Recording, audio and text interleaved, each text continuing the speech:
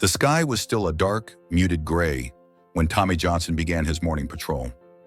The chill of the early dawn clung to the cracked sidewalks of East Gate, a neighborhood long forgotten by the city's development plans. The streetlights buzzed and flickered, casting dim halos over boarded-up storefronts and abandoned alleyways. This part of town had seen better days, but now it was just a haven for broken dreams and whispered secrets. Tommy pulled his collar up to block the biting wind, annoyed at the dullness of his assignment. Another boring shift, he muttered to himself, hands stuffed into his pockets as he walked his beat, boots scraping against the icy pavement. He had joined the force with grand ideas of chasing down hardened criminals, busting drug rings, and earning the respect of his peers. But this sleepy neighborhood patrol felt beneath him. His fellow officers had warned him that East Gate was a dead end, a place where nothing happened. Yet as Tommy's gaze wandered over the dimly lit street, he spotted something unusual, a lone figure sitting by the window of Maggie's diner, a decrepit cafe that seemed more suited for the dead than the living. Inside, illuminated by the weak light filtering through the grimy glass, an elderly man sat at a chipped formica table, sipping from a steaming cup. His posture was unnaturally calm, his eyes alert and scanning the street with a kind of detached curiosity that caught Tommy's attention. The man didn't belong here. Everything about him was out of place, from his clean but worn-out coat to his calm demeanor, as if the decay around him didn't exist. It was this stillness, this quiet sense of knowing, that tugged at Tommy's instincts. What's an old man like him doing here at this hour? Tommy wondered, suspicion rising. Maybe he was lost. Maybe he was in trouble. Or maybe he was up to something. Tommy's curiosity quickly turned into a gut feeling that something was off. After a moment's hesitation, he pushed the diner's door open, causing the bell above to jingle with a sound that seemed unnaturally loud in the silence of the early morning. The old man looked up as Tommy entered, his face betraying no surprise, only a faint smile that was more of a polite acknowledgement than a greeting. Tommy's heart beat faster, a mixture of anxiety and the thrill of a potential confrontation building up inside him. He walked over, his hand resting lightly on the holster at his side, not drawing his weapon, but not entirely at ease either. "Good morning, sir," Tommy said, trying to keep his tone casual as he loomed over the table. "What brings you here so early?" The old man, still unfazed, took another slow sip of his coffee before answering. "Morning," he said in a gravelly voice. "Just enjoying the peace before the city wakes up." "Something wrong, officer?" His calmness threw Tommy off. He was used to the nervousness, the evasiveness, the fear people usually showed when confronted by a cop. But this man didn't seem concerned in the slightest. His eyes, piercing and intelligent, held Tommy's with an unnerving steadiness. It was a look that said he was not afraid of the badge or the authority it represented. "I'll need to see some ID," Tommy demanded, his voice firmer now, the slight edge of a threat bleeding into his tone. He wasn't sure what it was about this old man that made him so tense, but every instinct told him that this was not a routine encounter. The man nodded, setting down his cup with deliberate slowness. "Sure, officer," he said. He reached inside his coat, but instead of producing an ID immediately, he pulled out a neatly folded newspaper and placed it on the table. The headline, half obscured, caught Tommy's eye. "Corruption in the force?" He felt a chill that had nothing to do with the cold morning air. "Your ID," Tommy repeated, his impatience rising. He didn't care about some newspaper story. He just wanted to know who this man was. The man, still as composed as ever, reached into his inner coat pocket and finally handed over a worn leather wallet. Inside was a simple driver's license with the name James Holden. Tommy studied the picture. It matched the old man's lined face perfectly. But something about the simplicity of it all seemed too neat. "What's your business around here?" Tommy pressed, flipping the ID back and forth, as if hoping to catch a mistake or inconsistency. James's smile didn't waver. "I'm just an old man passing through. Do I need a reason to have a cup of coffee?" His voice was steady, almost amused, which only made Tommy's temper flare. He couldn't shake the feeling that he was being toyed with, that this man knew something he didn't. The tension between them thickened, the small diner feeling more like a battleground than a public place. "I don't buy it," Tommy snapped, leaning in closer. "You don't just happen to be in this neighborhood unless you've got a reason. You hiding something?" His voice grew louder, rougher as his frustration built. James remained unflustered, simply lifting his coffee cup as if Tommy's questions were an unimportant background noise. "You should really calm down, officer," James said softly, his eyes flicking briefly to the side, where the diner's security camera hung from a corner, blinking red. It was a subtle movement, but it only enraged Tommy more. "I'm asking the questions here." Tommy's voice was almost a shout now, drawing the attention of the half-awake cook behind the counter. He could feel the blood pounding in his ears, his fingers tightening unconsciously around James's wallet. The man's cool demeanor, his apparent indifference, it all pushed Tommy to the edge. Without thinking, he grabbed James by the collar and yanked him up from the chair, fury burning in his eyes. "Who the hell are you?" Tommy growled, his fist clenched and shaking. But before James could answer, Tommy's anger exploded. He swung his fist, the blow connecting with James's cheek and sending him sprawling to the floor. For a moment, the diner was deathly silent, the air thick with shock. Tommy's breath came in harsh, ragged gasps as he stood over the fallen man, his rage quickly morphing into horror. James lay there, a thin line of blood trickling from his split lip, but his eyes were still calm, almost pitying. Then slowly, painfully, James pulled out a black leather badge holder and flipped it open. The shiny gold letters of the FBI emblem glinted under the dim lights of the diner. Tommy's stomach twisted as he realized what he'd done. His world spun, and he took a shaky step back, his mind racing. James sat up, wiping the blood from his lip with a quiet dignity that only deepened Tommy's dread. "This," James said quietly, holding up the badge, "is what I was trying to show you." He slowly stood, his movements deliberate, as if giving Tommy a chance to regain control of himself. "I'm here on business, officer, and now so are you." The weight of those words crashed down on Tommy like a sledgehammer. All at once, he realized that this wasn't just a bad decision. This was a career-ending, life-altering catastrophe. His violent reaction had just implicated him in a deeper conspiracy, and now he was trapped, caught in the very web James had been sent to investigate. He stumbled back, mouth dry, his thoughts a whirl of panic and fear. James, still calm and composed, bent down to pick up the newspaper, folding it neatly and slipping it back into his coat. Without another word, he walked out of the cafe, leaving Tommy frozen in place, the enormity of his actions settling in like a lead weight in his chest. As the door swung shut behind James, the realization hit Tommy with brutal clarity.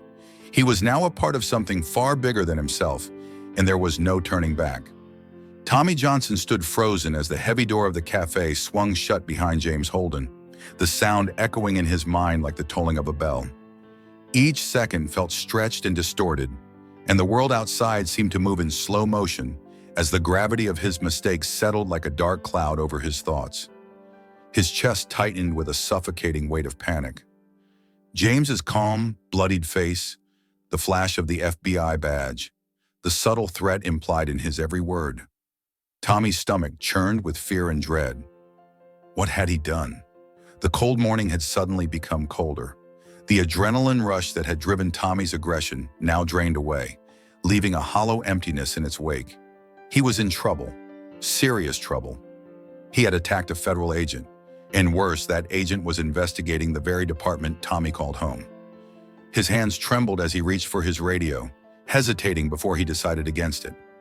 There was nothing he could say now that would undo what had happened. Every move, every breath felt loaded with significance, as if the whole world were watching him, waiting for him to make another mistake. He took a deep breath, trying to steady himself, but it didn't work. He needed to get back to the precinct. He needed to think. Walking away from the cafe, each step felt heavier than the last. His eyes darted around, scanning the empty street for any sign of surveillance. James's last words echoed in his mind, the subtle hint that their encounter had been recorded. Somewhere, somehow. Every flickering light and every dark corner seemed to conceal a camera, a microphone, or a hidden observer. Paranoia gripped him, and by the time he reached his squad car, his confidence had evaporated completely.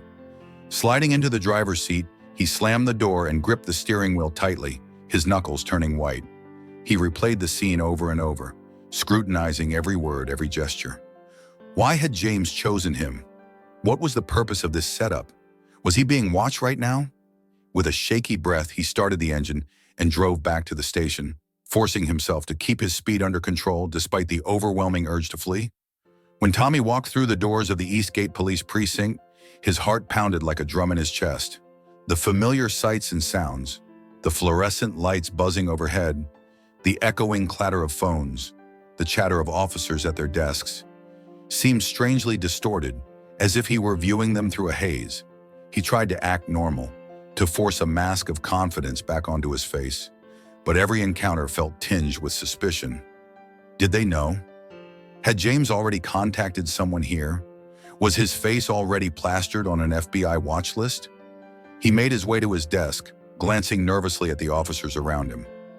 Detective Riley, a grizzled veteran who had seen it all, gave Tommy a long, hard look as he walked past. Tommy forced a nod in Riley's direction, but the older man's gaze lingered, sharp and penetrating. Tommy's mind screamed for him to keep moving, so he did, settling into his chair and staring blankly at the scattered paperwork.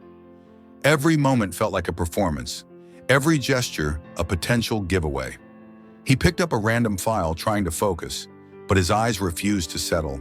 His hands shook as he fumbled with a pen, pretending to jot down notes, but all he could think about was James's cold warning.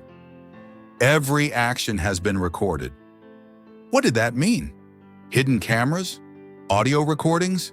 The possibilities whirled in his mind like a storm.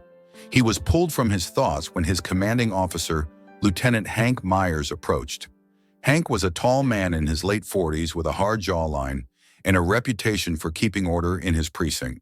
Tommy had always respected him, even looked up to him, but now a hint of doubt wormed its way into his mind.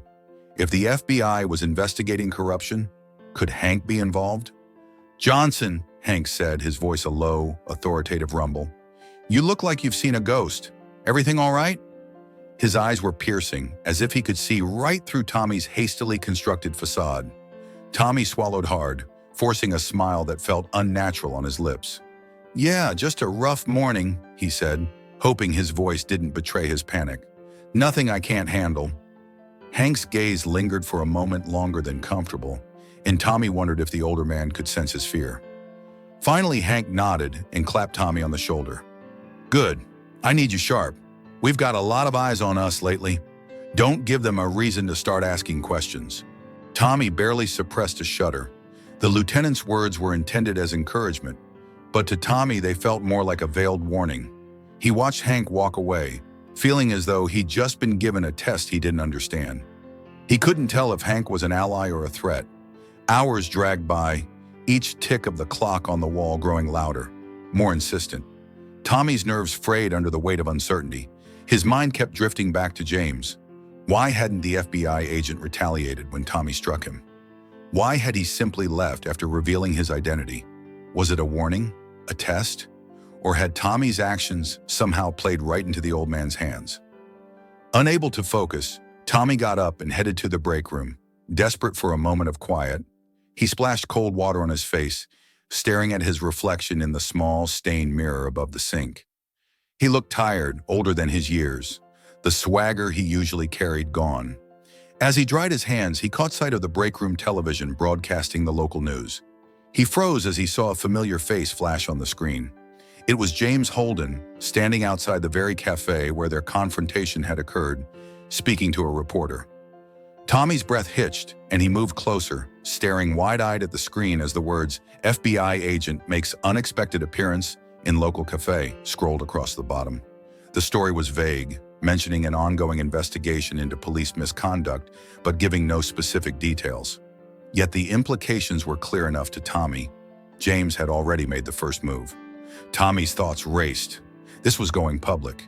If he didn't do something, it wouldn't be long before his own name was tied to the encounter. He couldn't let it happen.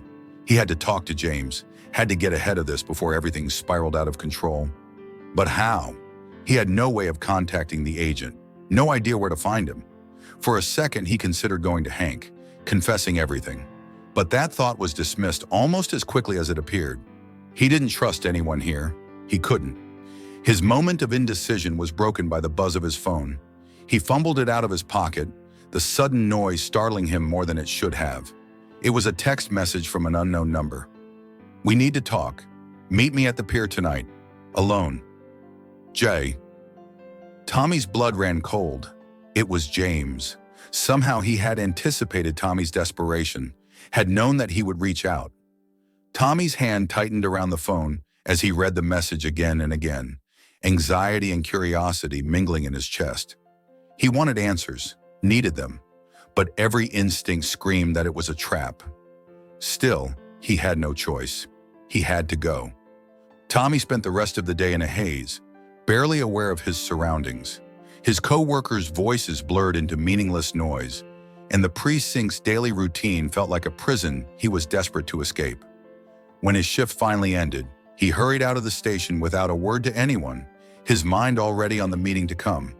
As darkness settled over the city, he made his way to the pier, the cold wind cutting through his jacket as he walked the empty streets. The water was choppy and dark under the night sky, the old wooden pier creaking underfoot as he moved to the agreed spot. He waited, the minutes stretching into what felt like hours, his anxiety building with each passing second. Then out of the shadows, James appeared, his face illuminated by the faint glow of a nearby streetlight. He looked exactly as he had that morning, calm, composed, and entirely in control. Tommy's mouth went dry, but he forced himself to meet the older man's gaze, knowing that whatever happened next would change everything. "You've got questions," James said quietly, stepping closer, "and I've got answers, but they're not what you're expecting." Tommy's breath hitched. The weight of the moment was suffocating, but he knew there was no turning back. He nodded, swallowing his fear. "Then tell me," he said, his voice barely more than a whisper. "Tell me what's really going on." James's expression was unreadable as he began to speak, and as the truth unraveled, Tommy felt his world shift beneath his feet, the comfortable lies he had told himself shattering one by one. Tommy sat at his desk, staring blankly at the stack of paperwork that had been neglected since his shift started. His thoughts were a jumbled mess of anxiety and confusion, replaying his encounter with James Holden over and over in his mind. The station, usually a place of routine and predictability, now felt alien. Every familiar face seemed to hide a secret, every corner a shadow concealing whispers of things unseen. He knew he needed answers, and there was only one person he could turn to: Lieutenant Hank Myers. Lieutenant. Hank had been a fixture in Tommy's life since he joined the force, a father figure of sorts, someone who had always been there with guidance and reassurance. A tall, imposing man with a graying buzz cut and a stern expression that rarely softened. Hank was known for keeping a tight grip on his precinct. The younger officers respected him, and the older ones were careful not to cross him. In many ways, Hank embodied everything Tommy thought a cop should be: strong, disciplined, and unyielding. But today, when Tommy knocked on the door of Hank's office, his hands felt clammy with sweat. Hank looked up from his desk as Tommy entered, his piercing blue eyes narrowing slightly as he took in the young officer's obvious distress. "Johnson, you look like you're about to jump out of your skin. Sit down and tell me what's eating at you." Tommy did as he was told, his mouth dry and his heart racing. He hesitated, the words catching in his throat before he finally blurted out, I had an encounter this morning, a situation with an old man at a cafe. He turned out to be FBI Hank, an undercover agent, and he was investigating us, our precinct." Hank's face didn't change, but his eyes grew colder, more calculating.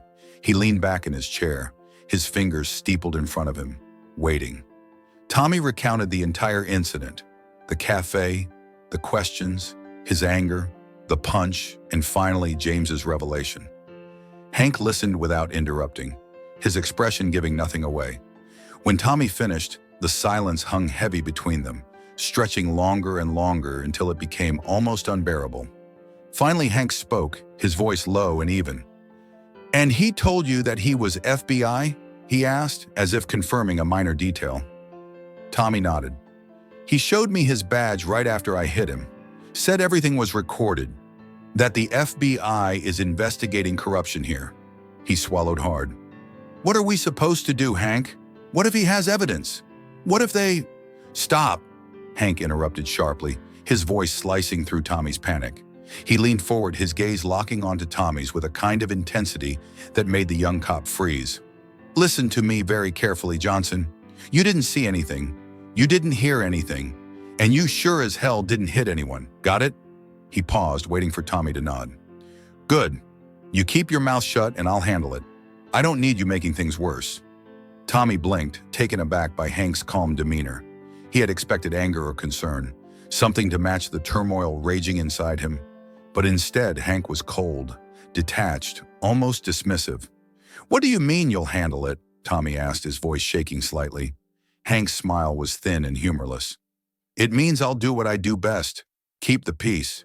We can't afford a scandal right now, not with everything else going on.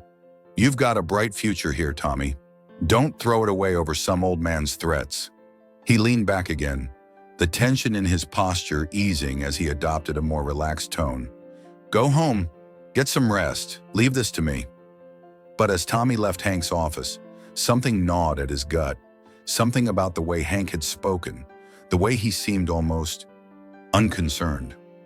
It wasn't just his advice to stay silent, it was the lack of any real surprise or outrage in his reaction.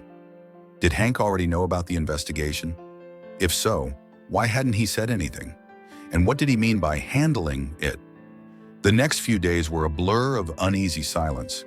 Tommy kept his head down, going through the motions of his daily patrols, but his mind was far from the job. His every move felt scrutinized. Every casual glance from a fellow officer seemed loaded with suspicion. The weight of what he'd done and what he hadn't said pressed down on him like a suffocating blanket. At night, he would lie awake, replaying the scene at the cafe in his mind, unable to escape the relentless loop of doubt and regret. The nightmares began soon after, the same scenario every time. He was back at the cafe, standing over James's seated figure, his fist flying forward. But in his dreams, James didn't flinch or raise his hands. Instead, he would smile, blood trickling from his split lip, his eyes reflecting a calm, knowing triumph. You're already part of it, James would say, his voice echoing in the empty space around them. You're deeper than you think. Tommy would wake up in a cold sweat, his heart racing, the sound of his own ragged breathing filling the darkness of his apartment. He couldn't shake the feeling that James had known something about him, something more than just a young cop with a short temper. And he couldn't shake the fear that Hank wasn't telling him everything. Meanwhile, the station remained outwardly the same, but Tommy began noticing things he hadn't seen before. Small things, barely noticeable if he hadn't been looking for them. Officers huddled in corners, whispering too quietly to be overheard. Conversations that abruptly stopped when he entered a room. A sense of tension, almost imperceptible, but there for anyone with the eyes to see it. His paranoia grew by the day, fed by the slow realization that the place he once saw as a fortress of order and security might be something far darker. One evening, after another sleepless night, Tommy made a decision. He had to find out more about Hank, about what was really going on behind the precinct's closed doors. And if James Holden was the only one who could provide those answers, then he needed to find a way to reach him again, no matter the cost. But he couldn't risk reaching out directly, not when he didn't know who else was watching. So he started digging, discreetly, carefully. Old case files, records of Hank's career, rumors whispered among the older officers. At first, it seemed like nothing. Hank's career was spotless, his record impeccable. But as he delved deeper, patterns began to emerge. Patterns of cases that had been quietly closed, officers who had suddenly transferred or retired after years of loyal service. Little details that didn't add up, that hinted at something hidden beneath the surface. But the deeper Tommy dug, the more he realized he was running out of time. He couldn't shake the feeling that Hank was growing suspicious of him, that his every move was being tracked. Every conversation with Hank seemed loaded with unspoken threats. Every glance from his superior laced with a veiled warning. Then late one night, Tommy's phone buzzed. He jumped, his heart leaping into his throat, and stared down at the screen. It was a text from another unknown number. You're not alone. We need to meet. Tomorrow night. Usual place. His breath hitched as he read and reread the message. The fear was still there, gnawing at him, but now it was mingled with something else. Hope. Someone else knew. Someone else was watching. He stared at the phone until his vision blurred, and then he made up his mind. He had to go, no matter what Hank said, no matter the risks. He needed to know the truth, even if it destroyed everything he thought he understood. As he sat in the darkened room, his decision made, he heard the creaking of floorboards outside his apartment door. He froze, holding his breath, waiting. But the sound faded, and the silence returned. He was alone, at least for now. Tommy lay back, staring at the ceiling, knowing that whatever happened next would determine the course of his life. He had stepped into the shadows and there was no turning back. The days following the confrontation at the cafe were tense and volatile. Though the incident had initially seemed like a personal crisis for Tommy, it quickly morphed into something much larger. Something that reached far beyond the walls of the precinct. At the heart of the storm was Linda Morgan, an ambitious and tenacious investigative journalist with a reputation for exposing the darker sides of the city. Linda had received an anonymous tip about the cafe altercation, a vague mention of a young, aggressive cop and an elderly FBI agent who had come to blows over something more than just a routine identity check. Intrigued, she decided to dig deeper, sensing there was more to the story than a simple scuffle. Linda began her investigation with cautious discretion, reaching out to witnesses who had been in the cafe that morning. At first, most were reluctant to speak, fearful, suspicious of outsiders probing into police affairs. But Linda had a way of making people feel safe, of persuading them that the truth needed to be told. Slowly, she started to piece together a narrative. An aggressive young officer, a mysterious old man, and the whisper of corruption lingering in the background. It wasn't long before whispers turned into rumors, and rumors started to spread. Local news outlets caught wind of Linda's inquiries, and suddenly the story was everywhere. Headlines speculating about police misconduct, talking heads debating the trustworthiness of the force, and anonymous sources hinting at systemic corruption. The once quiet cafe encounter had become the center of a firestorm, and the city was paying attention. Inside the precinct, the mood was electric, with barely contained panic. Senior officers, particularly Hank, held emergency meetings behind closed doors, their faces grim and their voices low. To Tommy, the station felt like a pressure cooker, each day more suffocating than the last.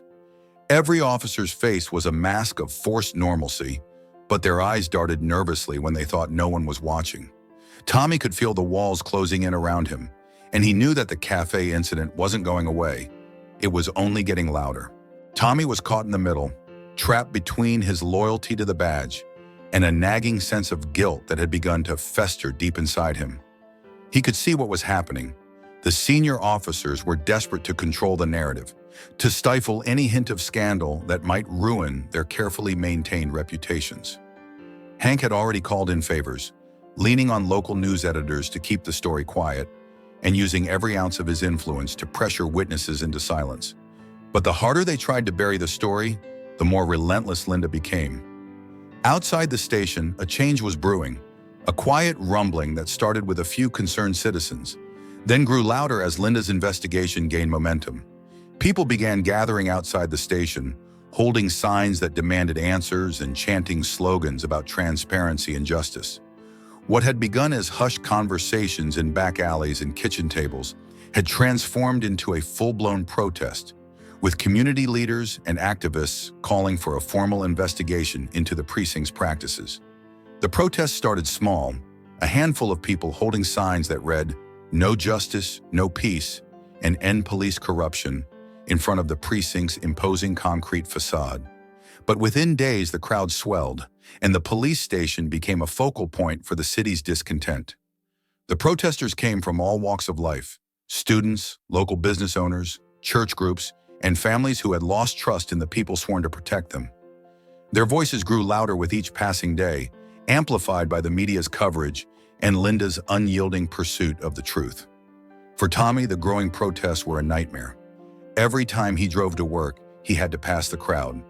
Faces he had sworn to protect now turned against him, their eyes filled with accusation and anger.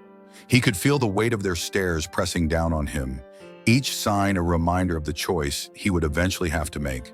He felt the eyes of the city bearing down on him, and every step he took inside the station felt like walking through quicksand.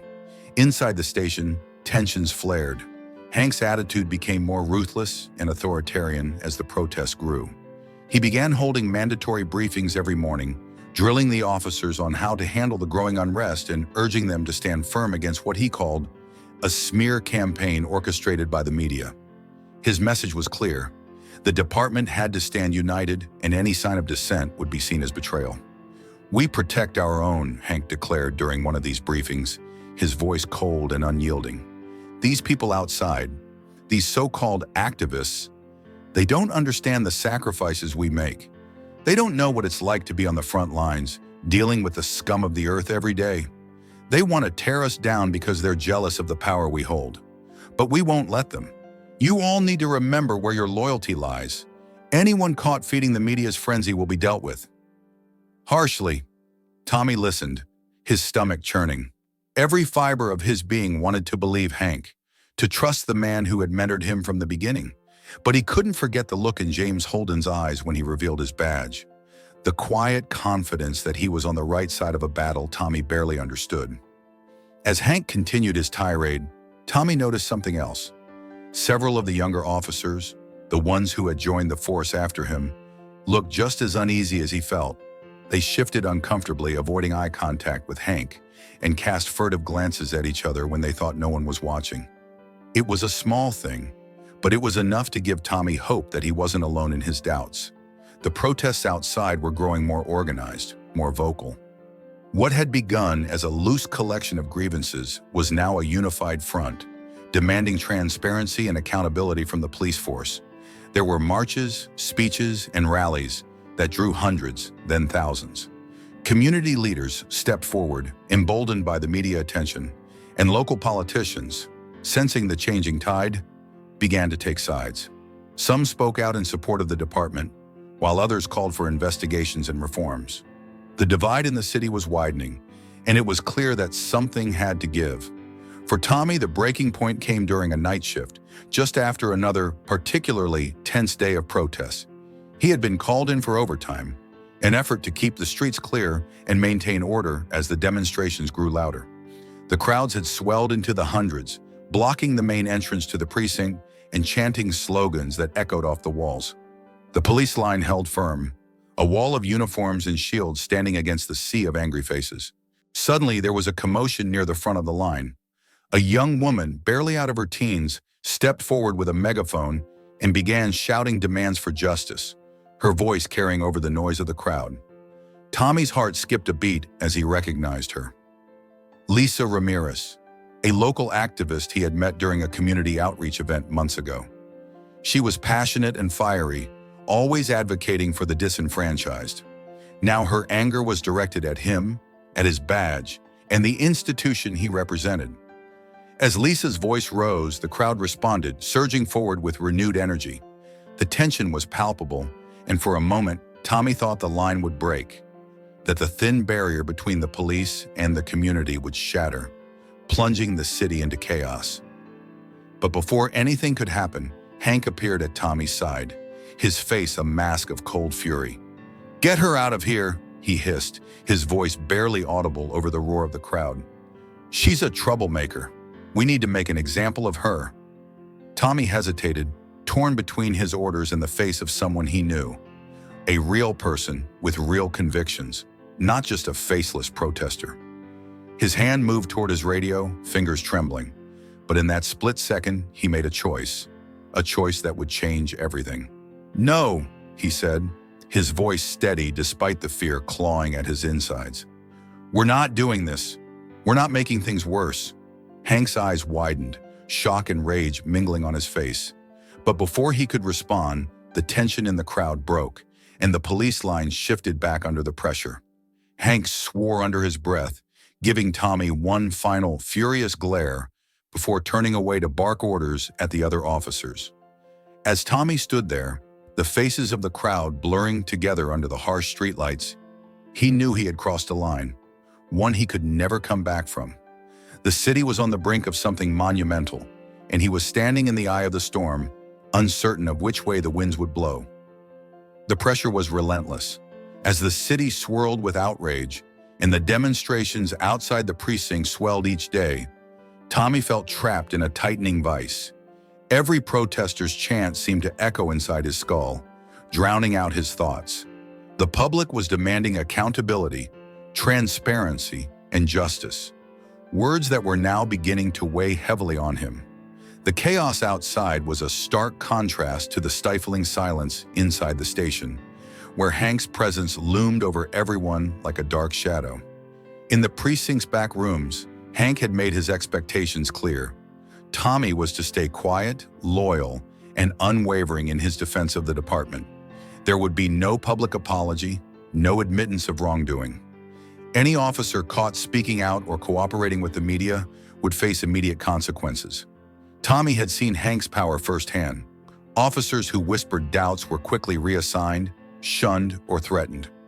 Everyone knew Hank's influence ran deep, and challenging him would be a dangerous game. Yet amidst this atmosphere of intimidation, Tommy found himself wrestling with doubt. He saw the growing desperation in his colleagues' eyes, some of whom had become little more than enforcers for Hank's corrupt rule. He had once believed in the brotherhood of the badge, but now that sense of unity was crumbling. Every morning, he donned his uniform with a sense of dread, feeling like an imposter in his own skin. The turning point came one evening when Tommy received a phone call from James Holden. It was brief, but his voice was calm, urging Tommy to meet in a secluded parking lot on the city's edge. This time, it wasn't about confrontation, it was about a choice. James's words carried a weight that Tommy couldn't ignore. "You can be part of the problem or part of the solution," James had said before hanging up. The line went dead, leaving Tommy alone with his thoughts and the suffocating reality of his situation.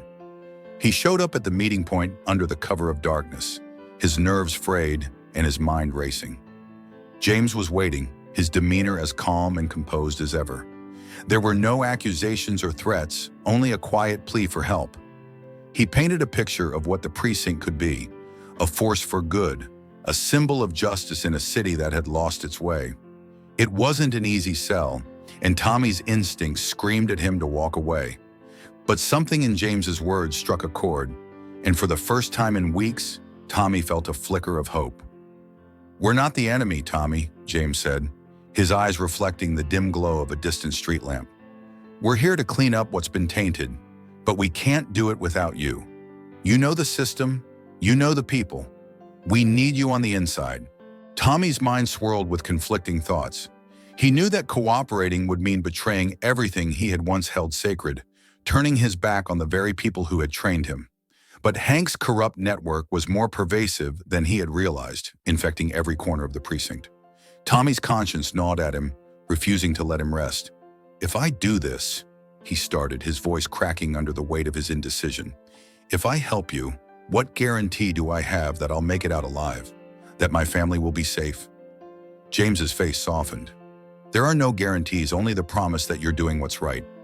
But I will do everything in my power to protect you. The FBI is watching Hank and his allies. They've been gathering evidence for months. Your information could be the key to bringing them down." Tommy felt a surge of cold fear, realizing that he was on the edge of a precipice. There was no turning back now. With trembling hands, he nodded. It was a simple gesture, but it marked the beginning of a dangerous journey. He was stepping into the shadows, knowing that the light on the other side might never come. In the weeks that followed, Tommy's life became a web of lies and deception. He remained outwardly loyal to Hank, enduring the long nights of strategizing and scheming with the precinct's inner circle. His role became one of quiet observation, blending into the background while mentally recording every suspicious word, every shady transaction, every betrayal of the public trust. He felt like he was suffocating under the weight of secrecy, his once firm beliefs eroding with each passing day. Tommy met with James in secret, dark alleyways, quiet parking lots, and dimly lit diners where no one would notice them. The old agent's demeanor was always steady, his instructions clear and precise. He coached Tommy through the process of collecting evidence without arousing suspicion, guiding him through a world of subterfuge that felt foreign and terrifying. Tommy found himself clinging to those moments with James, who had become the only constant in a life that was spiraling out of control. At the same time the city's unrest grew, the protests outside the precinct swelled to unprecedented numbers, with citizens and activists demanding transparency and justice. The media began to pick up on the rumors of corruption, splashing headlines that hinted at scandals buried deep within the force. Hank, in his desperation, responded with force, ordering his officers to disperse the crowds by any means necessary. Tear gas and batons became a regular sight, and Tommy watched horrified as the precinct's reputation crumbled before his eyes. In the chaos, Tommy's resolve hardened. The evidence he gathered grew more damning by the day. Secret recordings of hushed conversations, photographs of backdoor meetings, and emails that detailed illegal activities reaching far beyond his precinct. The sense of betrayal he felt toward his colleagues, his friends, and his former mentors only fueled his determination. One fateful night, the situation took a dangerous turn. Hank called a late-night meeting with the department's elite, a gathering that reeked of desperation. Tommy was there, sitting at the edge of the room, his heart pounding in his chest as he watched Hank lay out a plan to discredit the protesters and frame them for inciting violence. It was a blatant attempt to silence dissent, to manipulate the narrative in their favor. Tommy's blood ran cold as he listened, knowing that this was his moment. He had to act. After the meeting, he slipped away to a hidden corner of the building, his hands shaking as he called James on a burner phone. He spoke quickly, recounting everything he had witnessed, feeling the walls of the station close in around him. "We have enough," James said, his voice filled with urgency. "It's time to bring this into the light. Get out of there, Tommy. It's not safe anymore. We're moving forward." Tommy hung up, his pulse racing as he stuffed the burner phone into his pocket. He knew that the next few days would be critical. If Hank or any of his allies suspected his betrayal, it would all be over. He would be labeled a traitor, an outcast. The thin veneer of safety he had clung to would vanish in an instant. The protests outside reached a fever pitch, with angry citizens clashing with riot police, the city teetering on the brink of chaos.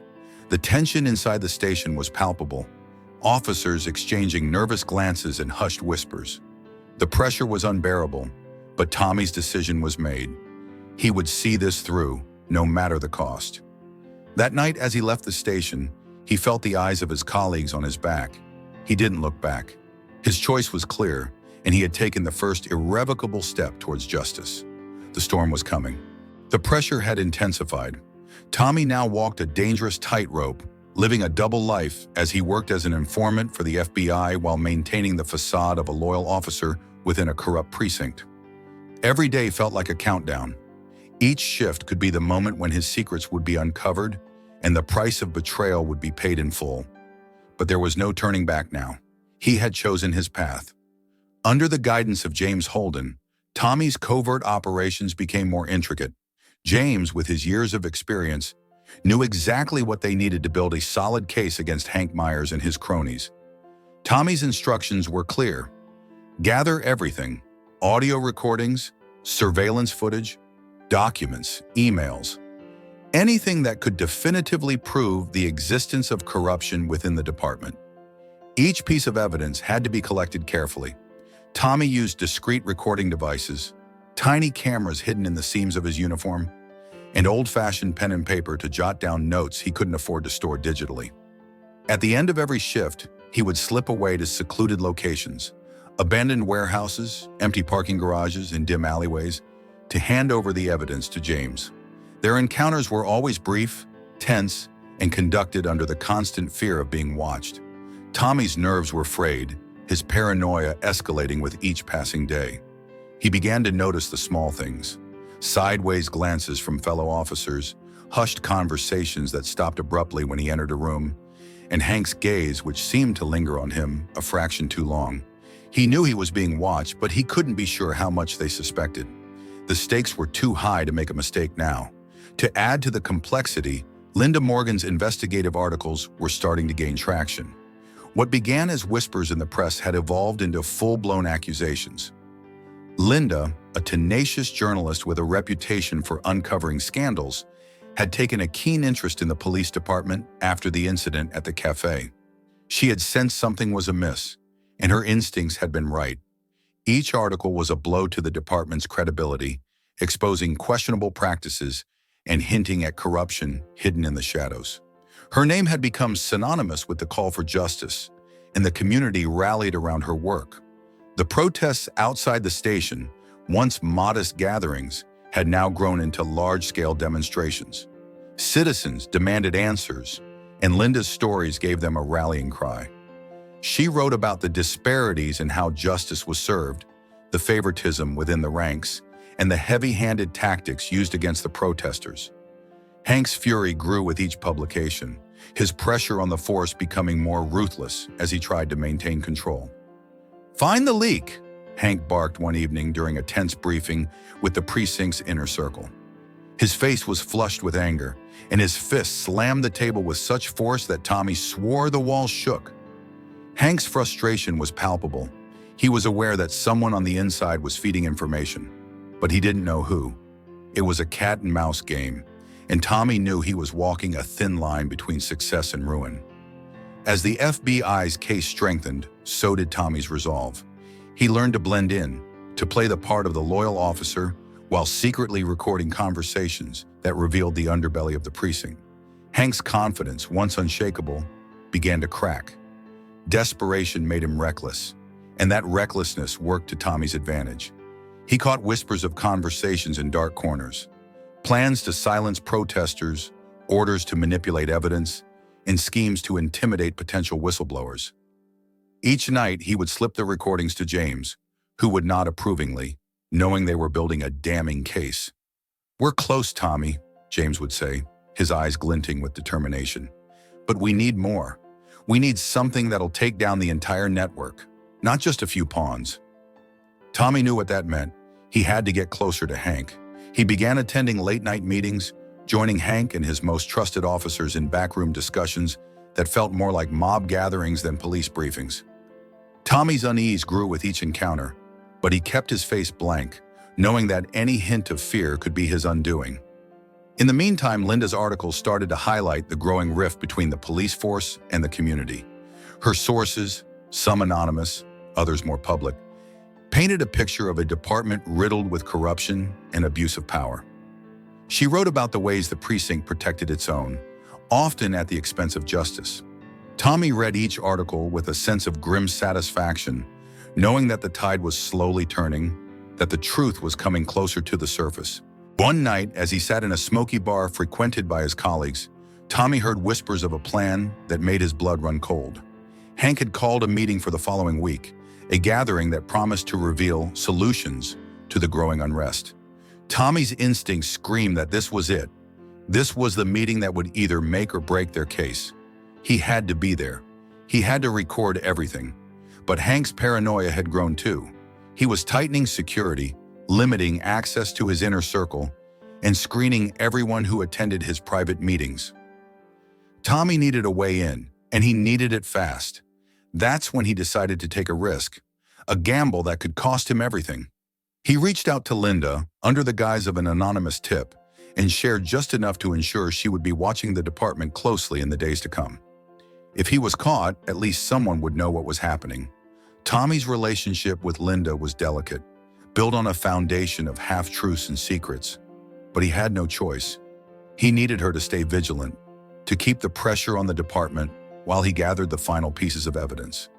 The next week, when the meeting came, Tommy walked into the room with a hidden recorder strapped to his chest and his heart pounding in his ears. Hank's plan was chillingly straightforward. He wanted to crush the protests by planting evidence, framing innocent citizens, and manipulating the media to portray the protesters as violent extremists. As the meeting progressed, Tommy felt a sickening sense of déjà vu. The same tactics he had once dismissed as conspiracy theories were now being laid bare before him. He listened in horror as Hank outlined the steps they would take, knowing that this was the proof they needed. Over the next few days, Tommy worked tirelessly, collecting every scrap of evidence he could before Hank had a chance to act. He knew the noose was tightening, that Hank's patience was wearing thin, and that time was running out. He couldn't afford any mistakes. Linda, sensing that the department was on the brink of something explosive, doubled down on her investigations. She exposed connections between city officials and the precinct, hinting at the extent of the corruption that James and Tommy were working to uncover. The tension in the air was electric. Everyone knew that something was about to break, but no one could predict how it would unfold.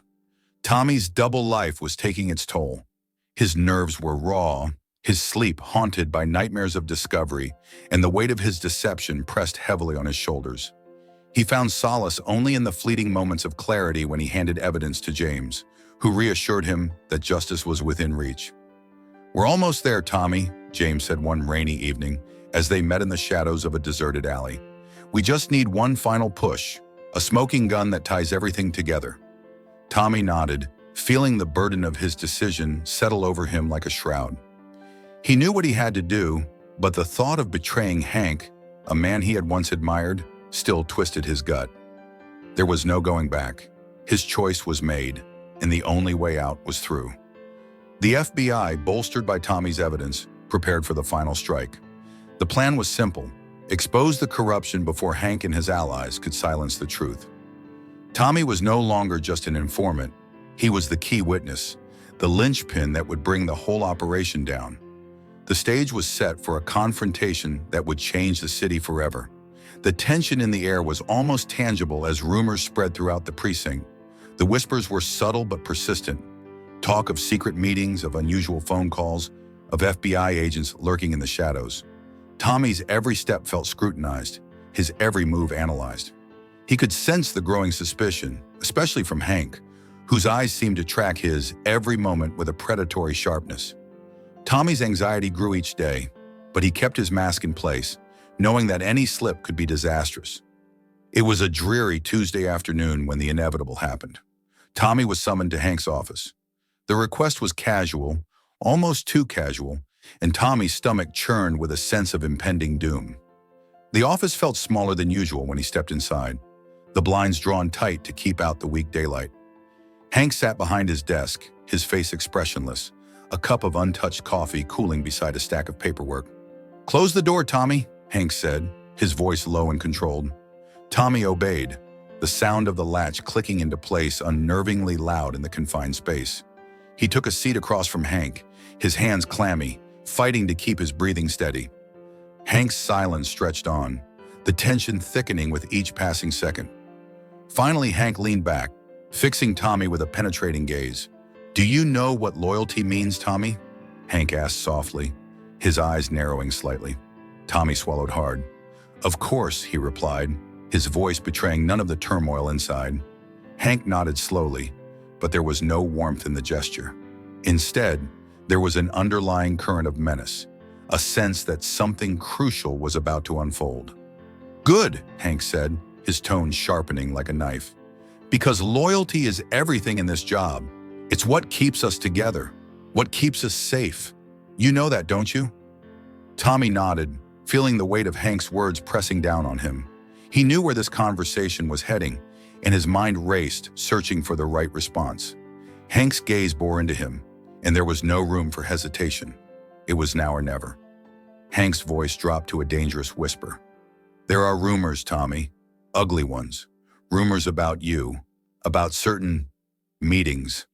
And I need to know if you're still with us, if you're still loyal to this department, to me." Tommy's heart pounded in his chest, but he held Hank's gaze, his jaw tightening. "What are you saying, Hank?" he asked, his tone defensive, but not too defensive. It was a delicate dance, and he knew one wrong move could destroy him. Hank's eyes glinted coldly. "You know exactly what I'm saying. I've heard things. About you, about the FBI. I don't want to believe them, but I need to be sure. If you've been talking to them, if you're playing both sides, you'd better come clean now, because if I find out later, there will be consequences." Tommy felt a chill run down his spine, but he knew he had reached a point of no return. His mind flashed back to all the evidence he had collected, to the meetings with James, to the way the community had been poisoned by corruption. This was his moment. He couldn't back down. "You don't get it, Hank," Tommy said, his voice steady but edged with a raw determination. "It's over. The FBI already has what they need. They're coming, and there's nothing you can do to stop it. For a split second, Hank's expression flickered, surprise, then fury, then a cold, calculating rage. His fist slammed down on the desk, making the coffee cup rattle. "You little traitor," he hissed, leaning forward, his face inches from Tommy's.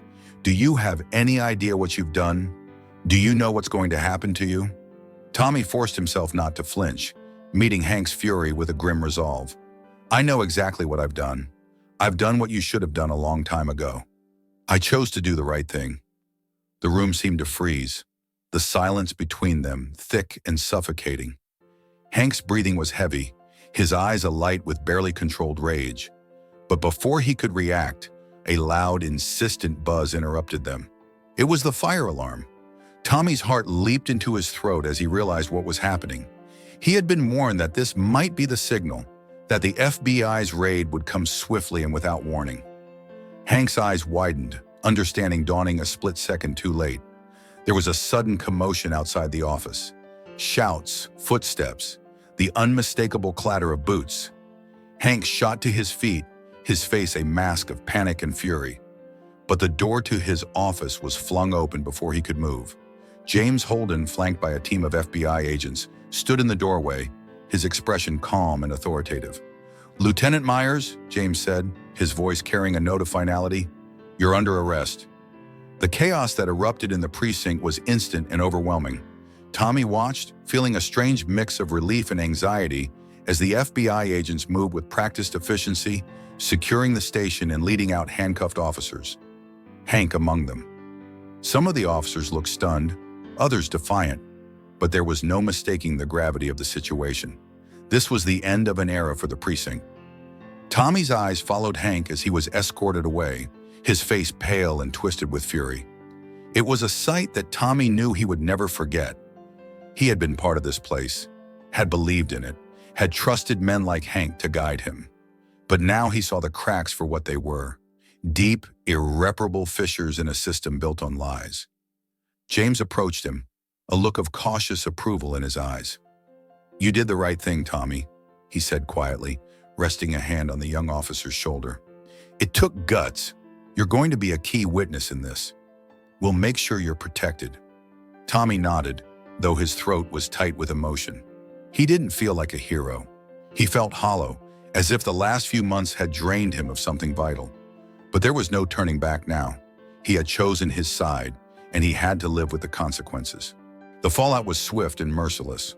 The news broke that evening, splashed across every local channel.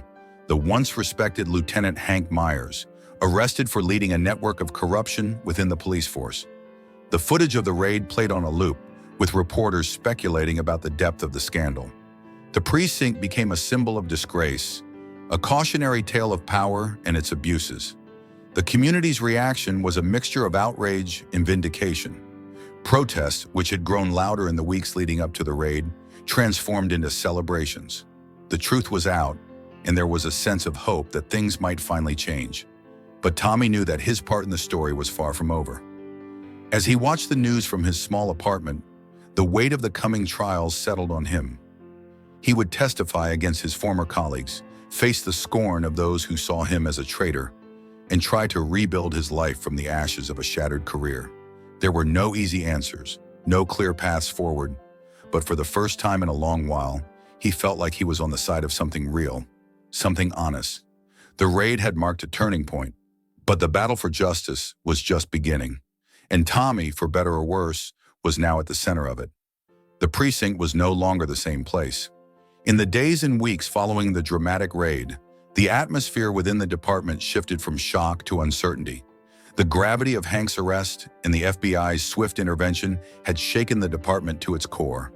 There was a palpable sense of betrayal among the remaining officers, some who had been blind to the corruption, others who had suspected but remained silent, and still others who had feared they might be next. Tommy felt like a stranger in his own world. As he walked the halls of the station, stripped of its former arrogance, he saw faces he once considered friends now clouded with doubt and suspicion. Many of his colleagues avoided eye contact, while others whispered in hushed tones as he passed. The empty desks of those arrested officers served as haunting reminders of how quickly things had changed. An internal review began immediately. The remaining officers were placed under a microscope, their records and actions scrutinized. The chief of police, forced to acknowledge the rot that had festered under his nose, announced a series of sweeping reforms. There were firings, forced resignations, and demotions. The precinct's leadership was gutted, and the new interim leadership emphasized transparency, accountability, and community outreach. Tommy remained in the shadows during this transition. Under FBI protection, he was kept away from the media frenzy, isolated from the precinct's turmoil, and only appeared during the necessary proceedings. It was clear that his position within the department was over, but his role as a witness was just beginning. The FBI agents who protected him became his only companions, and James continued to guide him through the legal maze that lay ahead. Meanwhile, Linda Morgan's articles became a beacon of truth in the local media. Her investigative reports painted a detailed picture of the precinct's descent into corruption, the greed that had driven men like Hank to abuse their power, and the painful consequences faced by those who had turned a blind eye. She did not shy away from Tommy's story. She portrayed him not as a white knight, but as a man who had been complicit, who had chosen to step out of the shadows when it mattered most. Her writing was raw, unflinching, and honest, a portrayal of a system that had failed and a man who had fought to change it, even at great personal cost. The public's response to Linda's articles was intense. There were those who saw Tommy as a traitor, someone who had betrayed his fellow officers and tarnished the badge. But there were also those who understood the complexities, who viewed his decision as an act of courage in the face of overwhelming pressure.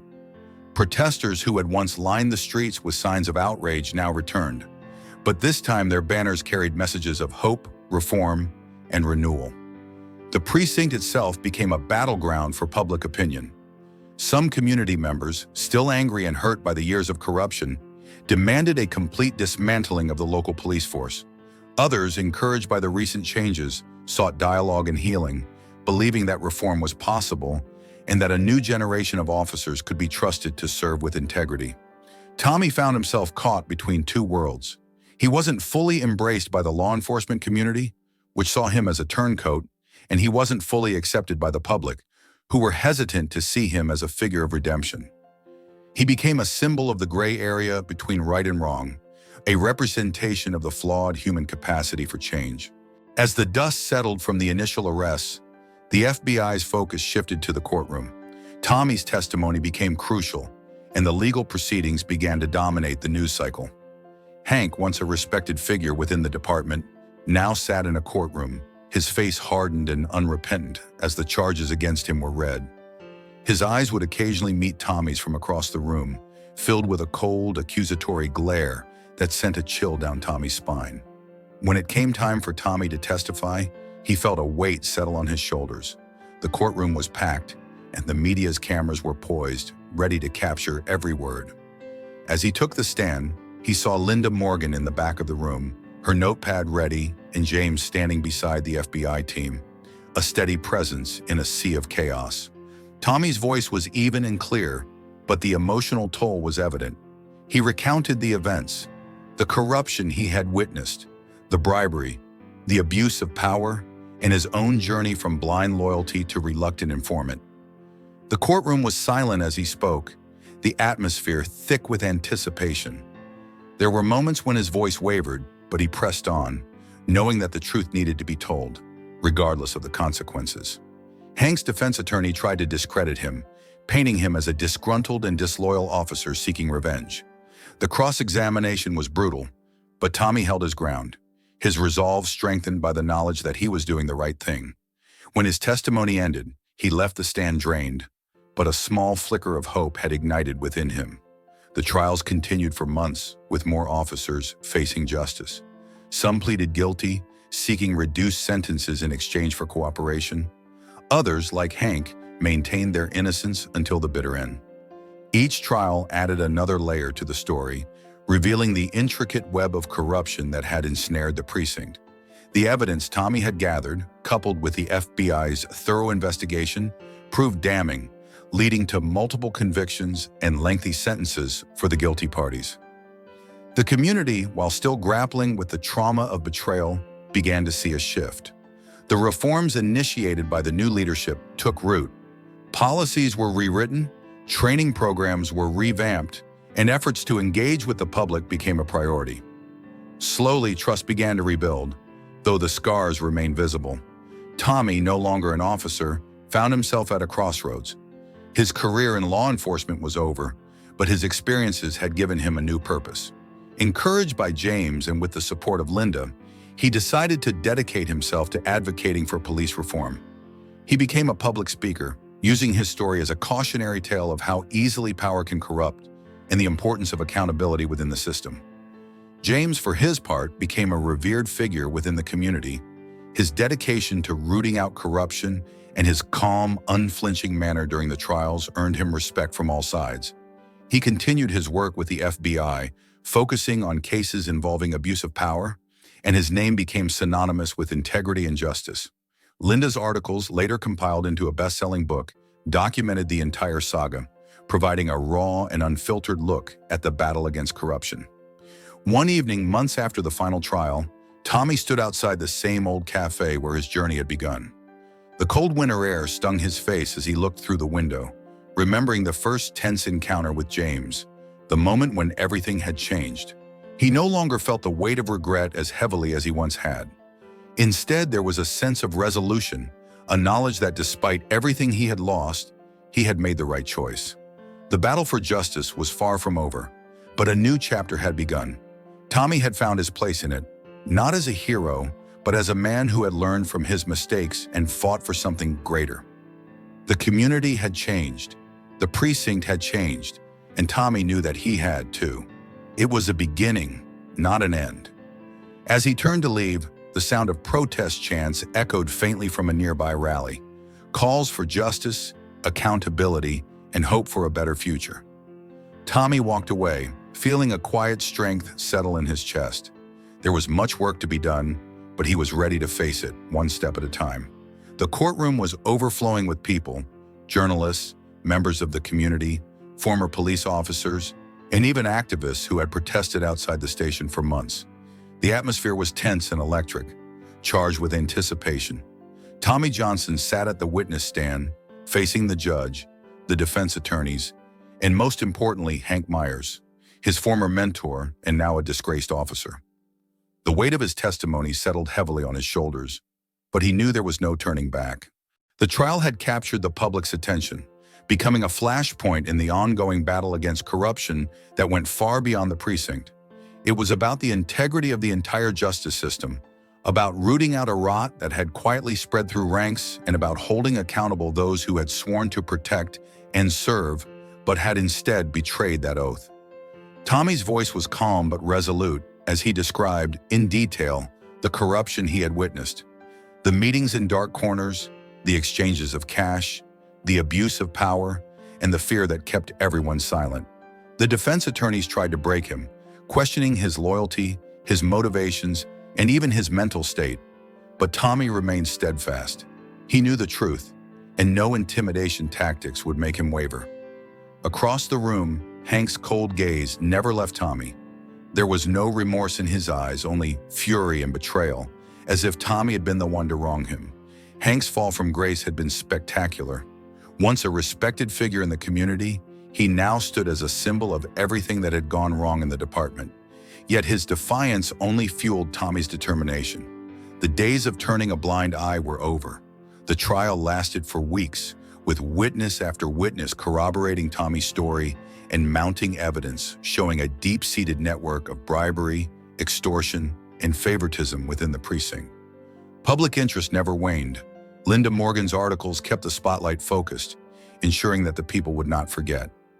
Outside the courthouse, crowds gathered daily, holding signs demanding accountability and justice, their voices echoing through the courthouse corridors.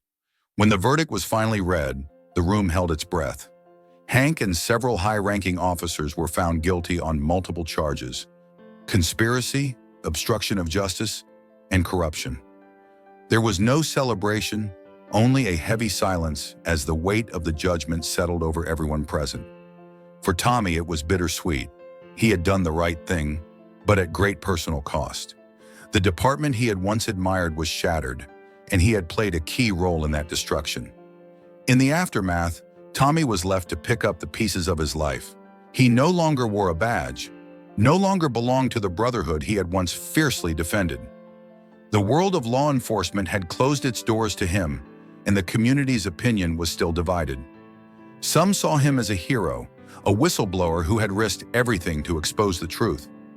Others viewed him as a traitor, someone who had betrayed his own to serve his own interests. Weeks later, Tommy found himself standing once more outside the old cafe, the place where everything had started. It was quieter now, the bustle of the morning rush long gone. The same chair where James Holden had sat on that cold morning months ago was empty, a reminder of the confrontation that had set his life on a different path. He entered the cafe and ordered a coffee, sitting alone by the window and watching the world pass by. His thoughts drifted to James, the man who had shattered his illusions, but also guided him toward a new purpose. James had become a mentor of sorts, a steady presence during the darkest days of the investigation and the trial. Though their contact was less frequent now that the trial was over, Tommy knew that the work James did, the fight against corruption, the pursuit of justice, was far from finished. There were still battles to be fought, still corrupt systems that needed to be dismantled, and Tommy felt a strange sense of duty tugging at him. It was then that he made his decision. After finishing his coffee, Tommy reached for his phone and dialed a number he had been avoiding for weeks. James picked up on the second ring, his voice as calm and steady as ever. "I want to join you," Tommy said, his voice firm and clear. "I want to be part of the fight." There was a long pause on the other end of the line. Tommy wondered if he had made a mistake, if James would turn him down. But then James spoke, his tone warm with approval. "I thought you might. We could use someone like you, Tommy. It's not going to be easy, but if you're serious, I'll make the arrangements." Tommy hung up, feeling a mixture of anxiety and excitement. It was a chance for redemption, a way to make amends for his past mistakes. Joining the FBI meant starting over, shedding the identity of the corrupt precinct, and embracing a new role that would force him to face the uglier sides of power and authority. But it also meant fighting for something bigger than himself. The weeks that followed were a blur of training, paperwork, and psychological evaluations. The FBI was cautious about bringing him on board, given his past associations, but James vouched for him. Slowly, he began to prove himself. He attended seminars on ethics, participated in rigorous investigative training, and learned the ins and outs of building airtight cases against those who abuse their power. Meanwhile, the community was beginning to heal. The police precinct, now under new leadership, was undergoing a massive restructuring. New policies were implemented and recruitment standards were raised. Officers who remained were subjected to rigorous ethics training and oversight, and community outreach became a top priority. It was a slow process, but there were signs of hope. Linda Morgan's book, based on her investigative articles, became a bestseller. It chronicled not only the corruption within the precinct, but also the journey of a young cop who had chosen to defy the status quo. The book's success brought renewed interest to the case, and Linda found herself at the center of the reform movement, advocating for transparency and accountability in law enforcement. Tommy, meanwhile, was no longer the naive, cocky cop he once was. His experiences had hardened him, but they had also given him a new sense of purpose. He traveled to different cities with James, learning from each case they worked on, uncovering new networks of corruption, and helping to bring down those who thought they were untouchable. Each case was a reminder of why he had chosen this path, of the cost of justice and the lives affected by the choices of a few. Months later, he returned to the city, now a changed man. Standing outside the newly refurbished police precinct, he saw a group of young recruits entering for their first day of training. They looked nervous, eager, and hopeful, just as he had once been. He wondered how many of them would face the same temptations he had, how many would choose the easier path. But he also knew that there were people like James, like Linda, and now like himself, who would always be there to hold them accountable. Tommy's phone buzzed, and he looked down to see a message from James. "New case. Meet me at HQ tomorrow. More corruption to clean up. Are you ready? He smiled, feeling a sense of calm and clarity that had eluded him for so long. He typed back a quick reply. Always. As he walked away from the precinct, the city's skyline bathed in the soft glow of the setting sun, Tommy knew that his story was far from over. The fight for justice was never ending, but he was no longer afraid. He had found his place in the world, and for the first time in a long while, he felt at peace.